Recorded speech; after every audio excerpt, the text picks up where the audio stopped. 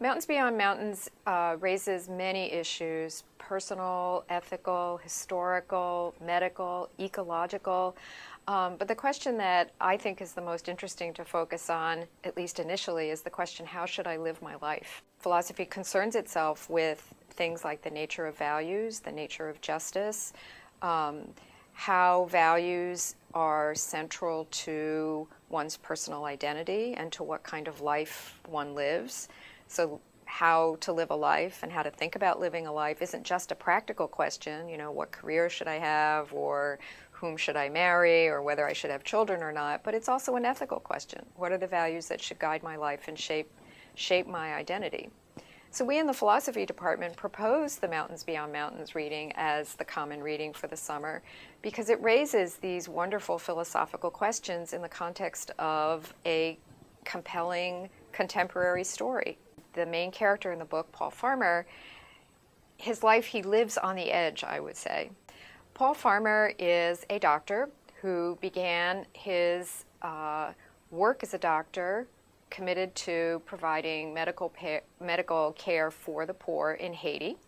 And he's committed his life to what he calls a preferential option for the poor, by which he means that we as reasonably well-to-do people have an obligation to help those who are not so well-to-do. And for him that means providing health care for free.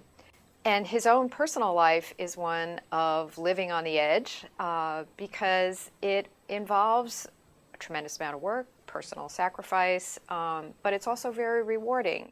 Paul Farmer has what I would call moral clarity, and this moral clarity in terms of his vision for what he wants to do for those who are poor is also a form of moral leadership.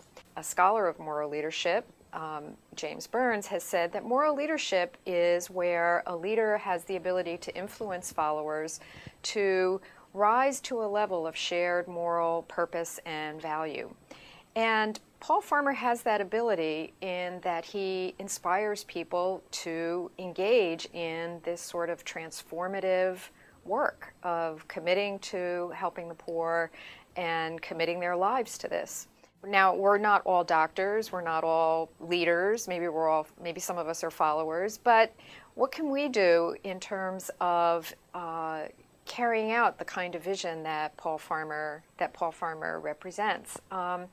Well, we can still make justice a central value in our lives. John Rawls, a contemporary political philosopher, said that justice is the most important value in a society, meaning that we need to be fair. We need to be conscious about making sure that we are fair to everyone, rich and poor, alike. Paul Farmer takes justice as a central value with respect to health care. And what is the philosophical basis for that? Why should justice be a central value in healthcare or anything else? Well, the philosophical basis is that human beings are all equal, whether you're male or female, whether you're white, black, brown, whether you're a Jew, a Christian, a Muslim, a Hindu, a Buddhist. None of these things should be determinative of whether you have access to decent health care, whether you have a right to vote, whether you have a right to free speech. The philosopher Kant said that much of the injustice and misery in the world is a result of human choices, that it's it's human injustice that actually causes most misery, maybe not all, but most. And Farmer certainly feels that and feels the need to try to remediate what he sees as the inequalities that have been caused by human injustice and exploitation, and that are at the root of why so many of the poor people in the world don't have access to decent health care.